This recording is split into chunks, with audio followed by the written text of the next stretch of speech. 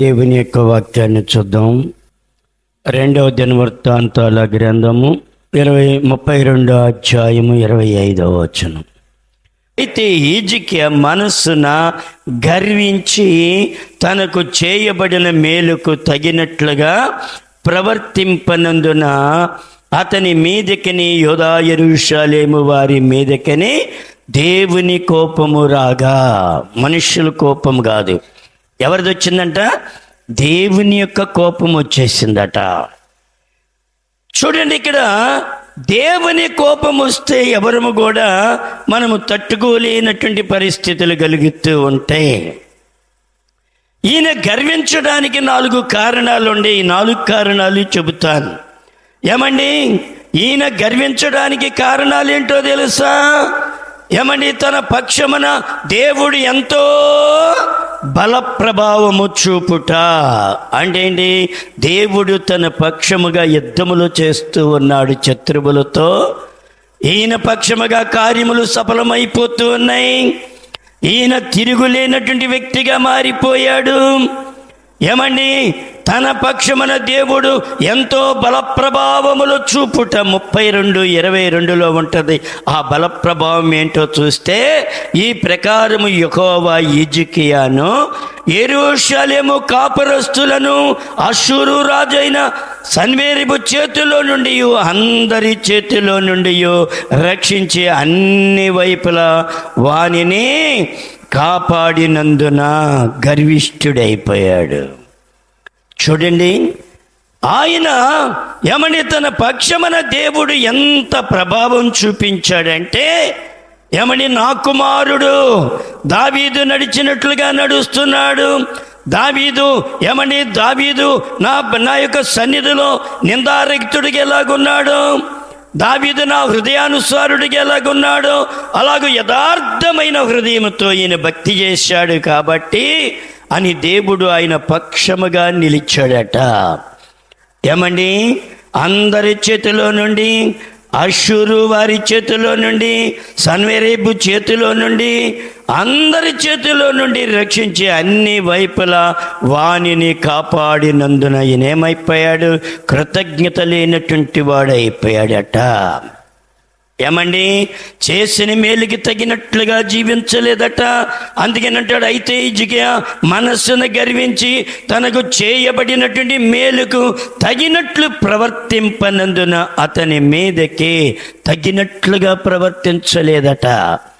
మనము కూడా ఏమండి, దేవుని యొక్క సన్నిధిలో తగినట్లుగా ప్రవర్తించాలి. మనకు దేవుడు ఏమండి అన్ని విధాలా దీవించి, అన్ని విధాల ఆస్వాదించి, అన్ని విధాల నెమ్మది కలుగజేసి, అన్ని విధాల ఎవరిని మనల్ని సంతోషపరిచి, ఆర్థిక ఇబ్బందుల నుంచి కూడా మనల్ని విడిపించి దేవుడు ఒక ఉన్నతమైన స్థానంలోనికి మనల్ని తీసుకుని వెళ్ళాడు. కాబట్టి ఇక్కడ మన హృదయంలో ఏమని గర్వము అనేది ఎవడు పెట్టేదంటే అపవాది పెట్టేది. కాబట్టి మనము దేవుని యొక్క సన్నిధిలో ఆయన చేసినటువంటి మేలుకి తగిన రీతిలో ప్రవర్తించేటువంటి మనసు కలిగి ఉండాలని ఇక్కడ దేవుని యొక్క వాక్యం నీతో నాతో మాట్లాడుతూ ఉన్నది. ఏమండి, ఒకటి ఏంటంట, తన పక్షముగా దేవుడు ఎంత ప్రభావము చూపుట వలన ఆయన గర్విష్ఠుడైపోయాడట. రెండోది ఏంటో తెలుసా? ఏమండి, 23వ వచనానికి వెళితే అక్కడ అంటాడు, అనేకులు యెరూషలేములో యెహోవాకు అర్పణలను, యూదా రాజైన హిజ్కియాకు కానుకలను తెచ్చి ఏమండి ఇచ్చిరే. అందువలన అతడు అప్పటి నుండి సకల జనుల దృష్టికి ఘనత నొందినవాడాయను. దానికి కూడా గర్విష్ఠుడైపోయాడట. 4 కార్యాలు ఉన్నాయి. రెండోది ఏంటో తెలుసా? తన ఇరుగు పొరుగు దేశాలటువంటి వారు చూపుచున్నటువంటి గౌరవం మర్యాద వలన, ఏమండి తనకు దేవుడు చేయబడినటువంటి మేలుల వలన, ఏమండి పొరుగు దేశాల వారు ఏమండి తనకు ఏమండి లోబడి విధేయత చూపినందువలన, వారు కప్పము చెల్లించడం వలన ఈయన గర్విష్ఠుడైపోయాడని దేవుని యొక్క వాక్యము రాయబడి ఉన్నది. మూడవది 24వ వచనం, అతడు యెహోవాకు మొర్ర పెట్టగా ఆయన అతనికి తన చిత్తమును తెలియపరిచి అతనికి సూచన ఒకటి దయచేసెను. మరణకరమైన సమయంలో కూడా దేవుడు ఒక సూచన ఇచ్చాడు. 15 సంవత్సరములు ఆయుష్ పొడిగించారు. దేవుడు ఇన్ని రకాలుగా ఆయన్ని ఆదుకున్నాడు. ఏమండి, దానికి ఈయన గర్విష్ఠుడైపోయాడంట, లోబడేటువంటి మనస్సు. అందుకే నేను చెబుతాను, నేను ఎప్పుడు కూడా నువ్వు ఎదిగిన కొలది వదికుండా నేర్చుకోవాలి. అప్పుడు నీకు చలనం ఉండదు. నువ్వు ఎదిగిన కొలది గర్విష్ఠురాలైతే, నేను గర్విష్ఠుడైతే నా జీవితంలో, నా బ్రతుకులో నాకు ఇక అవకాశం ఉండదు. అందుకని ఇక్కడ చెబుతున్నాడు ఈయన, ఏమండి, ఒక సూచన ఒకటి చూపడం ద్వారా, దేవుడు ఆయనకు తోడై ఉండటం ద్వారా, ఆయన ప్రభావం తోడై ఉండటం వలన, ఇతరులైన గౌరవించటం వలన ఈయన గర్విష్ఠుడైనట్లుగా మనం చూడగలుగుతున్నాం. అందుకనే అంటాడు, ఏమని ఇంకోటి అంటే తెలుసా, 4వదిగా అంతులేని ఐశ్వర్యము తనకు కలిగినందువలన. అంతులేని ఐశ్వర్యం. ఎన్నో వచనం, 27వ వచనానికి వెళ్ళండి. అంటాడు, ఇజికి అతి విస్తారమైన ఐశ్వర్యమును ఘనతయు కలిగెను. అతడు వెండి బంగారములను రత్నములను సుగంధ ద్రవ్యములను ఢాళ్లను నానా విధమైన శ్రేష్టమైన ఉపకరణములను సంపాదించి, చూడండి, అతి విస్తారమైన ఐశ్వర్యము తనకి కలిగినందువలన. 29వ వచనం మనం చూస్తే, మరియు దేవుడు అతనికి అతి విస్తారమైన కలిమి దయచేసినందున పట్టణములోను విస్తారమైన గొర్రెల మందలను, ఏమని, పశుమందలను అతడు సంపాదించాను. చూడండి, దీనివల్ల ఏమైపోయాడంట, గర్విష్ఠుడైపోయాడట. అందుకని అంటాడు, లోకస్వామితో ఒకటి ఉంది, ధనమిచ్చిన మదమెచ్చును. కాబట్టి మనకి ధనం ఎంతైనా పెంచొచ్చు, కానీ మదం పెరగకూడదు. దేవుని సన్నిధిలో లోబడి తగ్గించుకుంటే నీకు నాకు మంచి లైఫ్ ఉన్నది. ఈయన ఏమైపోయాడంట, హృదయ గర్వం, అతిశయం వచ్చేసిందంట. అయితే ఏజికి తన మనస్సున గర్వించి తనకు చేయబడిన మేలునకు తగినట్లుగా ప్రవర్తించలేదట. అందుకనే దేవుని కోపము అతని మీదకి వచ్చిందని దేవుని యొక్క వాక్యం రాయబడి ఉన్నది. దేవుని యొక్క సన్నిధిలో, ఏమండి, మొరబెట్టేటువంటి హృదయముతో, ఏమండి, నీవు నేను ఏమీ లేని దినాల్లో, తిండి లేని దినాల్లో, ఏమండి, సరైన గృహము లేనటువంటి టైంలో, సరైన వస్త్రాలు లేనటువంటి టైంలో, సరైన వెహికల్స్ లేనటువంటి టైంలో దేవుని సన్నిధిలో చాలా మొరబెట్టాం, దీనులమై మొరబెట్టాం. మనకు మందిరము లేనప్పుడు ఆ పూర్వ మందిరములో చేయబడినటువంటి ప్రార్థన చాలా విలువైన ప్రార్థనలు. ఇప్పుడు చేసే ప్రార్థనలు దానికి సాటి కావు. ఆ దినమున వర్షం వచ్చినప్పుడు, ఆ త్రాసుబాము లోపలికి వచ్చినప్పుడు ఎవరైనా ఏదైనా దడిచారా? ఏది దడవలేదు. చిన్న బిడ్డలు మొరబెట్టినట్లుగా మొరబెట్టి, ప్రభా మాకు మందిరము దయచేయన నాయన, మందిరము దయచేయమని ఎక్కడి నుంచి శనివారం బుధవారం శ్రమపడి, ఏమండి, సైకిళ్ళు వేసుకుని నడిచి, ఏమండి, ఎంతో సంతోషంగా వచ్చి దేవుణ్ణి సంతోషంగా ఆరాధించి ఒక చిన్న బిడ్డ చేసిన ప్రార్థన చేశారు ఆ దినాన్న. ఈ దినాన ప్రార్థన ఎలాగుంది?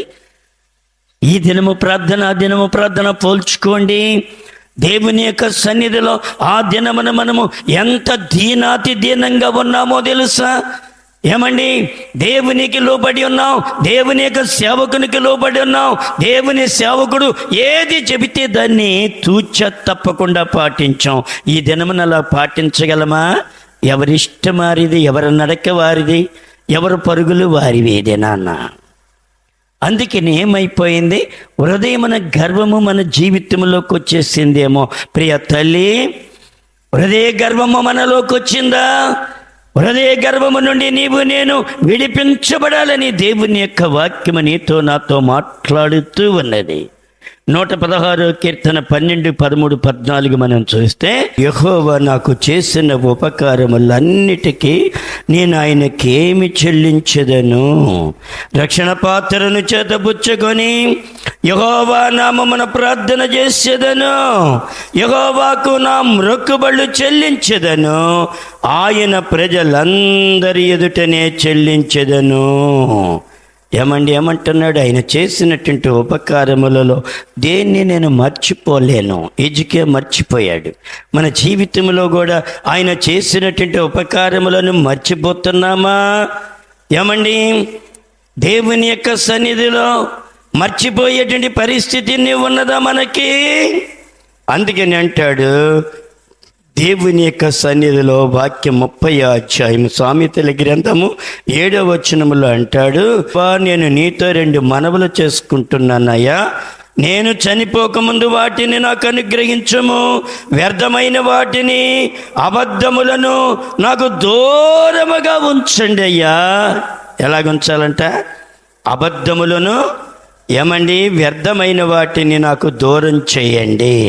ఇంకోటి ఏమంటున్నాడు? పేదరికమునైనను ఐశ్వర్యమునైనను నాకు దయచేయొద్దయ్యా. ఈ మంత్రులకి తృప్తి లేని మంత్రులకి తృప్తి లేదు. మంత్రులకి ఎంత ఆస్తున్న తృప్తి లేని జీవితం వారికి. మైండ్ కూడా పనిచేయని జబ్బు వచ్చేస్తుంది వారికి. ఎందుకో తెలుసా? ధనం ఎక్కువైపోయింది వారికి. ఎక్కడో ఇతర దేశాల్లో దాచుకుని రావటం, ఎక్కడైతే పట్టుకుంటారని బినామీ పేరులతో సంపాదించి కోట్ల కొలది ఆస్తి వాడు ఏం చేస్తూ వస్తాడో వాడికే తెలియదు. చూడండి, వారికి ఏంటి అడుగడుగున భయము, ఆందోళన కలుగుతూ ఉంటుంది. వాడికి ఏం చేస్తూ వస్తాడు వాడు? అందుకని మనం ఒక క్రైస్తవ జీవితంలో తృప్తి కలిగిన జీవితం మనకు ఉండాలి. తృప్తి లేకపోతే మన జీవితంలో దానికి ఇలువ లేనటువంటిదిగా ఉంటుంది. కాకులు అరచుచుండి కాకులు, అరణ్యములో ఉన్న సింహాలు, అరణ్యములో ఉన్న ఏ దినము కా దినము దేవుని తట్టు తన చేతులు చాచుచూ ఉంటాయి. అరచుచుండు కాకులు ఏం చేస్తాయండి? ఏ దినము కా దినము ఆహారము కొరకు ఎదురు చూస్తూ ఉంటాయి. అందుకనే ఉదయకాలమే 5:30 గంటలకే లేచేవి. నువ్వు మాత్రము సోమరివై 8 గంటల దాకా పండుకుంటావు, కానీ 6 గంటలకే 5:30 గంటలకే కాకులు దేవునికి మొరపెడుతూ ఉంటాయి.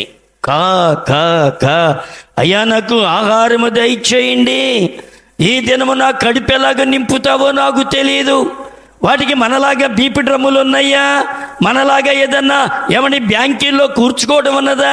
మనకిలాగా ఇంట్లో ఏమన్నా పెట్టుకుంటానయ్యా? ఏమీ లేదు. ఏ దినము కా దినమే దేవుని మీద ఆధారపడేటువంటి బ్రతుకులు. దేవుడు ఏమన్నా వదిలిపెట్టాడా వాటిని? చచ్చిపోతున్నాయా తిండి లేక? నువ్వు ఒక్క ఏనుగుని మేపగలవా? నీ వల్ల కాదు. దేవుడు ఎన్నిటిని మేపుతున్నాడు అరణ్యములో? ఎవరు పోషిస్తున్నారమ్మా? అరణ్యములో ఉన్న పులులు, మేకలు, సింహాలు, ఎలికిబంట్లు, ఎన్ని వేల లక్షల్లో ఉన్నటువంటి వాటన్నిటికీ ఆహారాన్ని తీసుకెళ్ళి వేస్తున్నావా? 4 కోళ్ళు పెంచితేనే ఆ 4 కోళ్ళు అరుగు మీదకి రాగానే కోళ్ళు జావా, నీ కోళ్ళనే నువ్వు తిట్టేస్తావు. మరి అలాంటిది దేవుడు నిజంగా ఎన్నిటిని పోషిస్తున్నాడు అండి. ఏమంటావు? ఈ కోళ్ళకి ఎంత మేతేసినా మళ్ళీ ఇక్కడికే వచ్చి వస్తాయి కదా. దేవుడు ఎంత పోషిస్తున్నాడు వాటిని? చాలా పోషిస్తున్నాడు. అందుకని అంటున్నాడు, పేదరికమునైనను ఐశ్వర్యమునైనను నాకు దయచేయకము, తగినంత ఆహారము నాకు అనుగ్రహించుము, ఎక్కువైనడల నేను కడుపు నిండిన వాడై నిన్ను విసర్జింతునేమో. ఎక్కువైతే చాలా బాధ, ఎక్కువైతే చాలా బాధ. అందుకని నిన్ను విసర్జింతునేమో అంటున్నాడు. యెహోవా ఎవడని? ఇది దేని గుర్తు? ఇది దేని గుర్తు? గర్వానికి గుర్తు. యెహోవా ఎవడని అందునేమో. గర్వం, ఈ గర్వ హృదయం మనలోకి రాకూడదు. అందుకని అంటున్నాడు ఇక్కడ లేక, భేదనై దొంగిలి నా దేవుని నామమును దూషింతునేమో. కాబట్టి నాకు ఎక్కువైన ఎడల నేను యెహోవా ఎవడని నేను అంటానేమో, తక్కువైన ఎడల నేను దొంగతనము చేసి నా దేవుని నామాన్ని దూషణ పాలు చేస్తానేమో. కాబట్టి నాకు అనుదిన ఆహారము అయ్యా నాకు సరిగ్గా దయచేయండి ప్రభువా. అని దేవుని సంధ్యలో వేడుకుని ప్రార్థన చేస్తూ ఉన్నాడు. నీవు నేను ఎలాగున్నావు ప్రియ తల్లి? దేవుని సన్నిధిలో ప్రార్థించగలుగుతున్నావా? దీనమైన మనసు కొరగడుగుతున్నావా? ఏమండి, ఈ దినమున నేను నలుగురు వ్యక్తులను గురించి మాట్లాడబోతున్నాను. ఒకటి హిజ్కియా, 2 ఉజ్జియా, 3వది యెహోషాపాతు, 4వది హిజ్కియా కుమారుడు మనష్షే. ఈ నలుగురి యొక్క పరిస్థితులు ఎలాగున్నాయో చూద్దాం. ఏమండి, ఒకటి హిజ్కియా ఎలాగైపోయాడు? మనస్సును గర్వించిన వాడైపోయాడు. తనకు చేయబడినటువంటి తగినటువంటి రీతిలో ఆయన జీవించలేకపోయాడు. ఉజ్జియా ఎలాగున్నాడో చూద్దాం. 2వ దినవృత్తాంతాల గ్రంథం 26వ అధ్యాయంలో 3, 4, 5 వచనాలు. ఉజ్జియా ఏలనారంభించినప్పుడు 16 ఏండ్ల వాడై యెరూషలేములో 52 సంవత్సరములు ఏలెను. అతని తల్లి యెరూషలేము కాపురస్తురాలు, ఆమె పేరు యెకొల్యా. తన తండ్రి అయిన అమజ్యాచర్య అంతటి ప్రకారము యెహోవా దృష్టికి యథార్థముగా ప్రవర్తించెను. ఎలాగ ప్రవర్తించాడు ఉజ్జియా? చాలా మంచిగా ప్రవర్తించాడు. చాలా మంచిగా చక్కటి భక్తి చేయగలిగాడు. ఏమా, చక్కటి భక్తి. ఇంకేమంటాడో తెలుసా? 5వ వచనం, దేవుని ప్రత్యక్షత విషయమందు తెలివి కలిగి జకర్యా దినములలో అతడు దేవుని ఆశ్రయించెను. అతడు యెహోవాను ఆశ్రయించినంత కాలము దేవుడు అతన్ని వర్ధిల్ల చేసెను. ఇది మైండ్లో పెట్టుకోండి మీరు. యెహోవాను ఆశ్రయించినంత కాలము అతన్ని వర్ధిల్ల చేశాడట దేవుడు ఉజ్జియాని. చాలా మంచిగా భక్తి చేశాడు. తన 16 ఏట రాజు అయిపోయాడు. 52 సంవత్సరములు ఇశ్రాయేలుని పరిపాలించాడు. యెహోవా దృష్టికి యథార్థముగా ప్రవర్తించాడు. తన దేవుణ్ణి ఆశ్రయించాడు. దేవునికి నమ్మకస్తుడుగా ఉన్నాడు. 16వ వచనం చూస్తారు. అందులోనే అతడు స్థిరపడిన తరువాత అతడు మనస్సున గర్వించి చెడిపోయెను. ఇది కూడా మనసులో పెట్టుకోండి. దేవునికి లోబడాలి, తగ్గించుకోవాలి, భయపడటం, వణకటం. వణుకుతున్నావా? ఒక ఆఫీసర్ వస్తే వణికిపోతారు. మరి దేవునికి ఎందుకు వణకం? దేవునికి ఎందుకు భయపడు? తాడి చెట్టు అంత ఉన్నోడు కూడా ఏమవుతాడు? మంగిపోయి మాట్లాడతాడు. అయ్యా అయ్యా అయ్యా అయ్యా. మరి దేవునికి లోబడుతున్నావా? తగ్గించుకుంటున్నావా? ఉజ్జియా ఏం చేశాడు? ఏమని? ఉజ్జియా మనస్సున గర్వించాడటండి. అయితే అతడు స్థిరపడిన తరువాత, ఆరంభ దినాల్లో మనం ఎలాగున్నాం? దేవునికి భయపడ్డాం. ఇల్లు లేనప్పుడు, వాకిల్ లేనప్పుడు, మనకి వెహికల్స్ లేనప్పుడు, సరైన వస్త్రాలు లేనప్పుడు, సరైన భోజనం లేనప్పుడు దేవునికి లోబడి లోబడి లోబడి వణికి ప్రార్థన చేశాం. ఆ ప్రార్థన ఒక్కసారి తలంచుకో, ఎలాగుంటుందో తెలుస్తుంది నీకు. ఆ ప్రార్థన పసిబిడ్డ చేసినటువంటి ప్రార్థన చేసావయ్యా. అయ్యా, నాకు అది కావాలయ్యా. సరైనటువంటి ఆహారం లేదు, సరైనటువంటి వస్త్రము లేదు. ఈ సమాజంలో నన్ను చిన్న చూపు చూస్తున్నారు ప్రభా, నన్ను పెద్ద చేయవా అని బల్లగుద్ది అడిగి ఏడ్చి ప్రార్థన చేసిన దినాలు ఉన్నాయి మన దగ్గర. దేవుడు నిన్ను ఉన్నతమైన స్థితిలోనికి దినమున లేపాడు. ఆ దినమున్న స్థితి ఈ దినమున్నదా? ఉజ్జియాకి ఆ దినమున్న స్థితి ఈ దినమున్నదా ప్రియ తల్లి? లేదు. అందుకని అంటున్నాడు ఇక్కడ, ఏమండి? అయితే అతడు స్థిరపడిన తర్వాత అతడు మనస్సున గర్వించి చెడిపోయాను. ఏమైపోయాడట? గర్వించి చెడిపోయాడటండి. గర్వించి చెడిపోవటమే కాదు, దేవుని యొక్క బిడ్డల మీదకి ఏమండి అమాంతముగా వెళ్ళాడు. దూపము తాను వేయకూడనటువంటి దూపాన్ని తానే వేయటానికి సిద్ధపడ్డాడు. తానే ఏమండి ఊగ్రుడైపోయాడట ఉజ్జియా. అందుకనే తన జీవితములో ఏ మేలు పొందకుండా అయిపోవడానికి కారణమైపోయింది. ఏమా, అందుకనే చూడండి 26:19 చూడండి. 19వ వచనం చూస్తే ఉజ్జియా ధూపము వేయుటకు ధూపార్తిని చేత పట్టుకొని రౌద్రుడై. ఈయనెవడో చెప్పి ధూపం వేయటానికి ఎవరు వేయాలి? ఇక్కడ దేవుని సేవకుడు వేయాలి, యాజకుడు వేయాలి. యాజకుడు దేవుని శాంతిపరచాలి, యాజకుడు దేవుని దగ్గర ప్రతిమలాడాలి, యాజకుడు ధూపం వేయాలి, యాజకుడు దేవుని సన్నిధిలో పెనుగులాడి ప్రార్థించాలి, దేవుని శాంతిపరచాలి యాజకుడు. ఇప్పుడు ఈయనేం చేస్తున్నాడట? ధూపార్తిని చేత పట్టుకుని రౌద్రుడై యాజకుల మీద కోపము చూపెను. ఏం చేస్తున్నాడు? యాజకుల మీద కోపము చూపెను. యెహోవా మందిరములో ధూపపీఠము పక్క నతడు ఉండగా యాజకులు చూచుచూనే ఉన్నప్పుడు అతని నొసట కుష్ఠు రోగము పుట్టెను.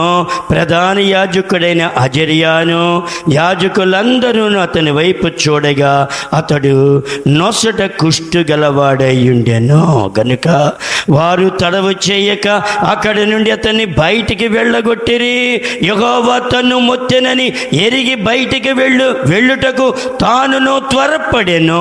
రాజైన ఉజ్జియా తన మరణ దినము వరకు కుష్ఠిరోగి అయి ఉండెను. కుష్ఠిరోగి అయి యెహోవా మందిరములోనికి పోకుండా ప్రత్యేకించబడిన గనుక అతడు ప్రత్యేకముగా ఒక ఇంటిలో నివాసముండెను. చూడండి, ఆరంభములు అతని జీవితం ఎలాగున్నది, ఈజిగే ఆరంభ జీవితం ఎలాగున్నది, ముగింపుకి ఎలాగున్నది. ఉజ్జియా ఆరంభ జీవితం ఎలాగున్నది, ముగింపు జీవితం ఎలాగుంది. నేను ఆ జీవితాలు కూడా అందుకని అంటాడు, కార్య ఆరంభము కంటే కార్య అంతమే మేలైనది. చివరి దినాల్లోనే కాపాడుకోవాలి మనం. మా గురువు గారు చెబుతూ ఉండేవాడు, చివరికి వచ్చేటప్పటికట ఒక దోసబోధ పెట్టండి. దోసకాయలు మొదటేమోది పెద్ద పెద్ద కాయలు పడుతూ ఉంటాయి. ఒక కాపు, 2 కాపులు, 3 కాపుల వరకు సైజు తగ్గుతూ వస్తుంది. చివరికి వచ్చేటప్పటికి పాదు పీకే టయానికి ఏమొస్తుంది? కుక్క మూతి పిందెలు వస్తూ ఉంటాయి. భక్తి విషయంలో కూడా అలాగే ఆరంభమైపోయిందేమో మనకి. ఈజిగా జీవితం ఆరంభం చాలా బాగుంది, ఉజ్జియా జీవితము కూడా ఆరంభము చాలా బాగున్నది. కానీ చివరికి వచ్చేటప్పటికి కుష్టి వ్యాధి కలిగైపోయింది. హృదయమును గర్వించిన వాడైపోయాడు. తానే సాగతించి బల్లర్పించటానికి వెళ్ళి కుష్టి తెచ్చుకొని తాను ఎన్నడిక దేవుని మందిరములో అడుగుపెట్టని వాడైపోయాడు. మన జీవితంలో అలాగ ఉండకూడదు. నీ జీవితంలో తగ్గించుకో ప్రియ తల్లి. నువ్వెంత తగ్గించుకుంటే నీకంత మేలు, నువ్వెంత తగ్గించుకుంటే నీ కుటుంబానికి అంత మేలు, నువ్వెంత తగ్గించుకుంటే నీ బిడ్డలకంత మేలు, నువ్వెంత తగ్గించుకుంటే దేవుని యొక్క బిడ్డలను అంతగా మార్చేటువంటి కృపని దేవుడు నీకు అనుగ్రహిస్తూ ఉంటారు. తగ్గింపు జీవితం ఉన్నదా? హృదయంలో మనం గర్వించకూడదని దేవుని మాట్లాడుతున్నాడు ఈ దినము మనతో. 2వ దినవృత్తాంతాల గ్రంథము 19వ అధ్యాయము 2వ వచనం మనం చూస్తే యెహోషువపాతు గురించి మాట్లాడుతూ ఉన్నాడు. దయచేసి అది కూడా నేర్చుకుందాం. 19వ అధ్యాయము 2వ వచనం. యోధా రాజైన యెహోషువపాతు ఏ అపాయమును చెందకుండా యెరూషలేమునందుండు తన నగరునకు తిరిగి రాగా. ఎక్కడికి వెళ్ళి తిరిగి వచ్చాడమ్మా? ఏ రాజుతో అయితే బియ్యం అందకూడదో ఆహాబు రాజు దేవునికి శత్రువైన రాజు. ఆ రాజు భార్య యెజ్రెయేలు దేవుని యొక్క పరమ దరిద్రాలైనట్టుంటే ఆమె, బహు చండాలము కలిగినట్టుంటే ఆమె. యెజ్రెయేలు అంటే బైబిల్ అంతా చెదరించుకుంటుంది యెజ్రెయేలు దేవునికి వ్యతిరేకమైన బిడ్డ. ఆహాబు రాజు కూడా దేవుని సన్నిధిలో వ్యతిరేకమైనటువంటి బిడ్డ అతను. యెహోషువపాతు అంటే యోధా వారికి రాజు అయినటువంటి ఆయన. యెహోషువపాతు దేవుని సన్నిధిలో మంచి భక్తి చేసినటువంటి రాజు అయిన యెహోషువపాతు మంచి భక్తుడు, చాలా మంచి భక్తుడు. దేవుని సెలవు లేకుండా, దేవుని యొక్క చిత్తము లేకుండా, దేవుని యొక్క సన్నిధిలో విచారణ చేయకుండా ఆహాబు రాజు యొక్క కుమార్తెని యెహోషాపాతు కుమారుడికి వివాహము చేసినందువలన ఏమొచ్చింది? అక్కడ మరణం వచ్చేసింది ఆయనకి. ఈ ఇంకుడి దగ్గరికి కొంతమంది మార్బాణముతో వెళ్ళాడు. అక్కడికి వెళ్ళిన తర్వాత మంచి క్రవ్వినటువంటి దూడలను వధించి మంచి భోజనం పెట్టాడు. పేకకి ఏళ్ళు పెడితే అందేలాగా పెట్టాడు. పెట్టిన తర్వాత చాలామంది తిండికి లోనైపోతూ ఉంటారు. చాలామంది తిండికి కక్కుర్తిపడిపోతూ ఉంటారు. అందుకనే బైబిల్లో ఒక మాట అన్నాడు, కుక్కలు తిండి కొరకు ఆతురపడినట్లు అంటాడు అక్కడ బైబిల్లో. తిండి కొరకు ఈయన ఆతురపడ్డాడు. ఆయన అక్కడికి వెళ్ళిన తర్వాత వారి మంచి భోజనం పెట్టారు. ఆ భోజనము తిన్న తర్వాత అంటున్నాడు, రామోతుల మీదకి యుద్ధానికి వెళదామా, నా శత్రు దేశం మీదకి యుద్ధానికి వెళదామా అని అడుగుతుంటే యెహోషాపాతు అంటున్నాడు, వెళదాం, నీ జనమే నా జనము, నా జనమే నీ జనము, నీ జనమే నా జనము. వస్తాను నేను యుద్ధానికి అన్న తర్వాత తెలివిగల్లవాడైనటువంటి ఆహాబు రాజు పోతే వాడే పోతాడు, ఈ ఇంకుడు నాకు దేనికి నేను సేవ్ అవుతానని సామాన్యుడులాగా రాజు వేషం వేసుకోకుండా యుద్ధానికి ధరించాడు. యుద్ధానికి వెళ్ళాడు సామాన్యుడిలాగా. యెహోషాపాతేమో రాజరకం బట్టలు తీయకుండానే యుద్ధానికి వెళ్ళాడు. ఇశ్రాయేల్ రాజు ఇతనేగా మోల్చని చెప్పి అక్కడ ఉన్నటువంటి రాజు చెబుతున్నాడు, మీరు ఎవరి మీదకి, బీదల మీదకి యుద్ధానికి వెళ్ళొద్దు, సిపాయిల మీదకి యుద్ధానికి వెళ్ళొద్దు, సైన్యాధిపతుల మీదకి యుద్ధానికి వెళ్ళొద్దు, ఒక రాజునే గురిగా చేసుకోండి అని చెప్పాడు. ఈ రాజునే గురిగా చేసుకుని వారు బాగా యుద్ధము చేస్తూ ఉంటే యెహోషాపాతు మీదకి బాణాలు వదులుతుంటే తన దేవుడైన యెహోవాకి ఏం చేస్తున్నాడు? మొరపెడుతూ ఉన్నాడు. ఇప్పుడు మొరపెడుతూ ఉన్నాడు.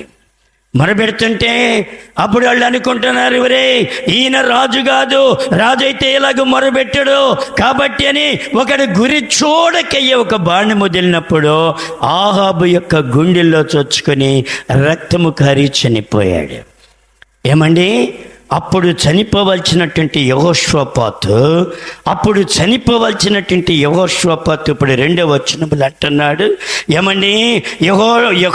మొదటి వచనం మనం చూస్తే, యోధా రాజైన యెహోషాపాతు ఏ అపాయమును చెందకుండా యెరూషలేమునందు తన నగరునకు తిరిగి రాగా, యుద్ధములో నుండి ఇప్పుడు తిరిగి వచ్చాడు.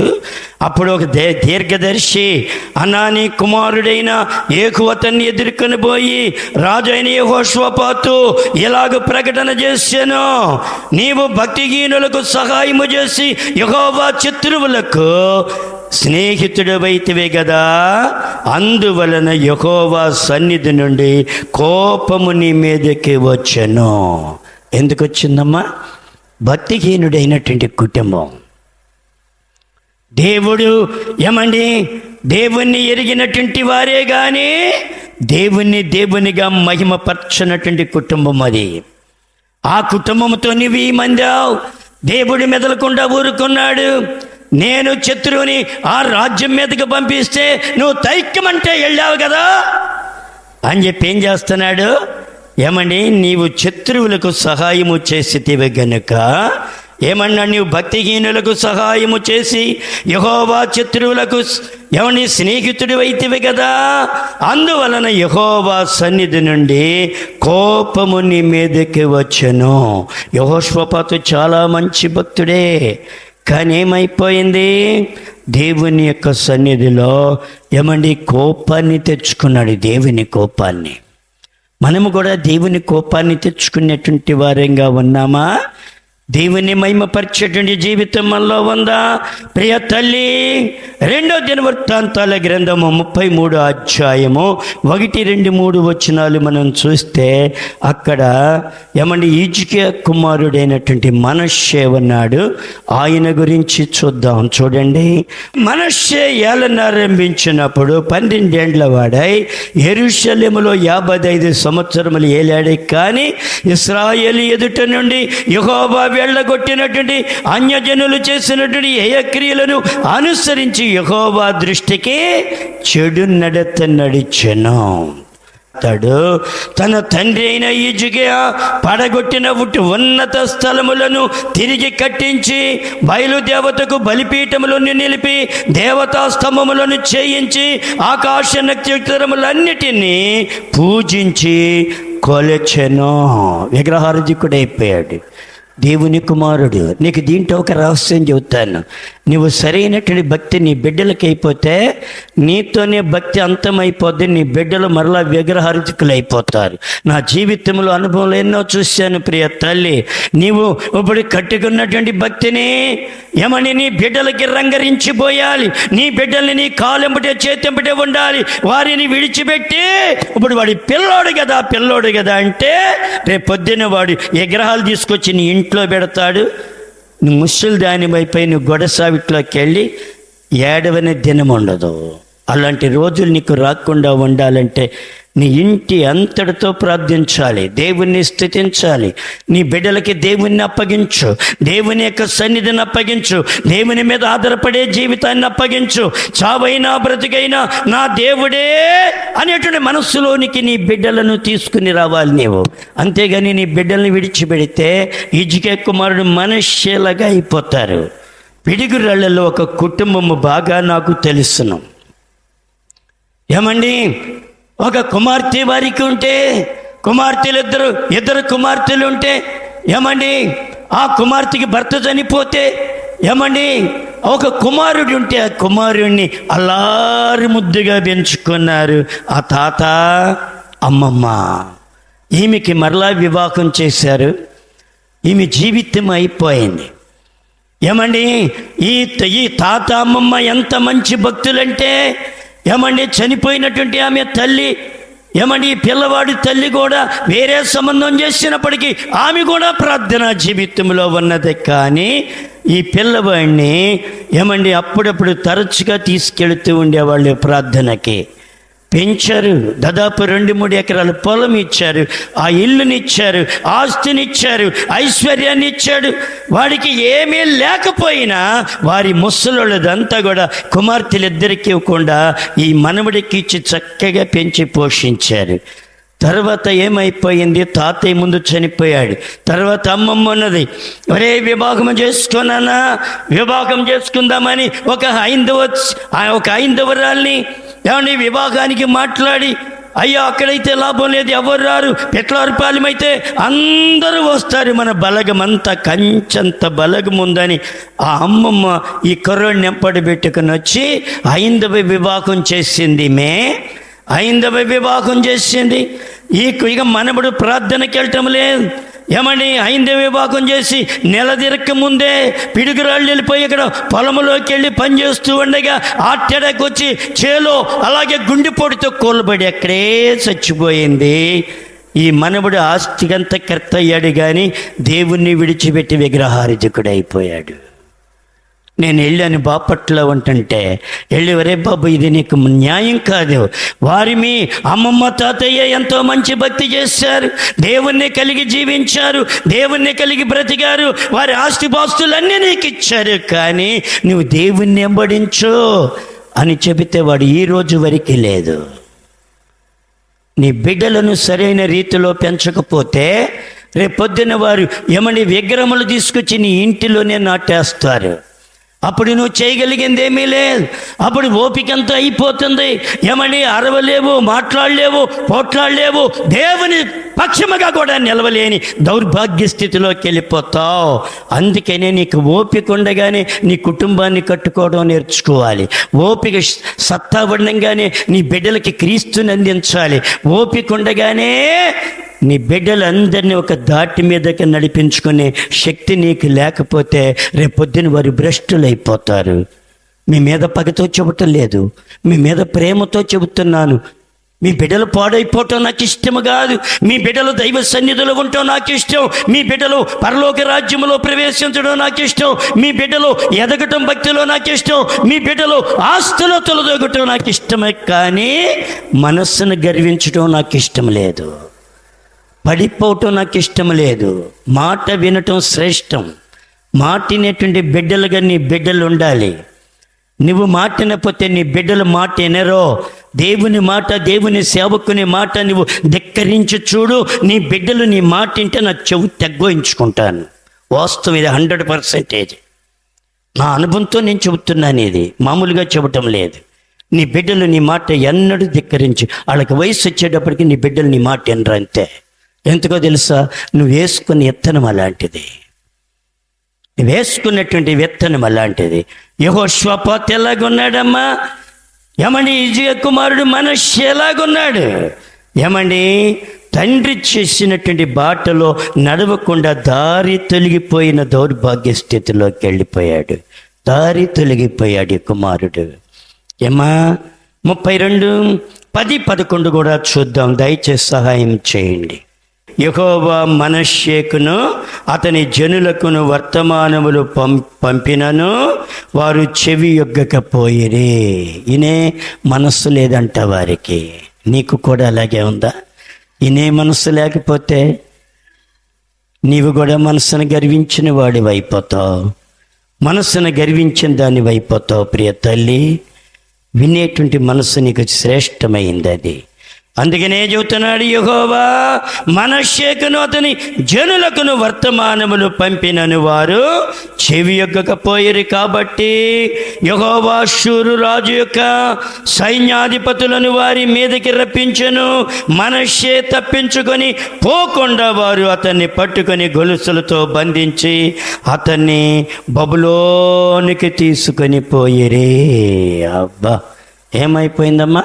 బబులోనికి తీసుకుని పోయారట. ఏమండి, బబులోనికి తీసుకుని పోతే ఎంత బాధ, ఎంత కష్టమండి.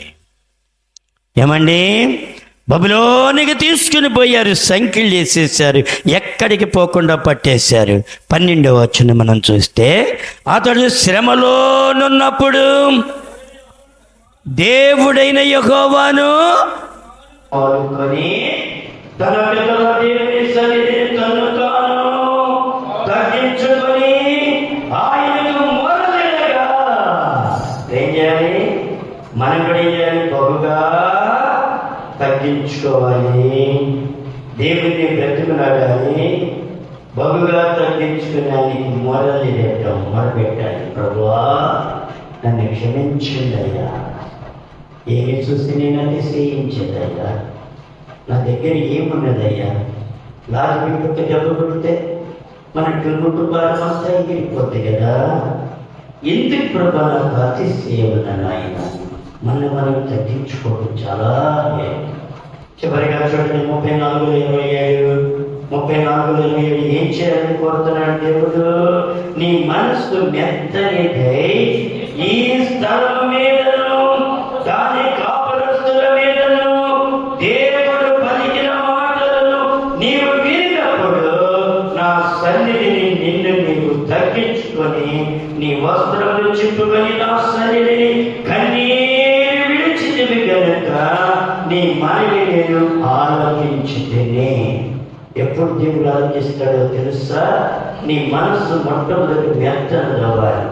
రెండవది, ఎవరి దేవుడు పలికినటువంటి మాటలు అంటే దేవుని వాక్యం నీ దగ్గరికి వచ్చినప్పుడు నేను తగ్గించుకొని, ఎవరి నీ వస్త్రములు కాదు కానీ నీ హృదయం చించుకొని కన్నీరు విడిచి ఆయన వైపు నువ్వు తిరిగితే నీకు ఒక మంచి లైఫ్ దేవుడు అనుగ్రహించను కాక.